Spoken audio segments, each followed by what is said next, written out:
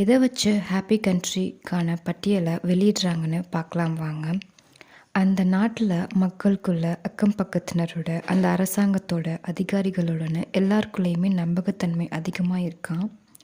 அப்புறம் அவங்க இயற்கையோட ஒன்றி வாழ்கிறதாலையும் இயற்கை வளங்கள் தான் இவங்க சந்தோஷமான வாழ்க்கைக்கு காரணம்னு சொல்கிறாங்க. இங்கே நிறைய மக்கள் பார்க் மற்றும் காடுகள் பக்கம் வாழ்கிறாங்களாம். இந்த நாடு 75% காடுகள் நிறைஞ்சதாம். இந்த நாட்டில் சமூக பாதுகாப்புக்காக அந்த நாட்டு அரசு அதிக அக்கறை செலுத்தி வர்றது மட்டும் இல்லாமல் சுகாதாரம், பென்ஷன் மற்றும் வேலை வாய்ப்புகளையும் அதிக அக்கறை செலுத்தி வராங்களாம். இந்த நாடு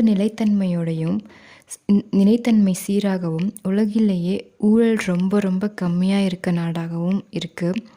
இந்த நாட்டு மக்களுக்குள்ள பெருந்தன்மை அதிகமாக இருக்கா. தொலைஞ்சு போன பொருட்கள் கூட பத்திரமா திருப்பி கிடைக்கிற அளவுக்கு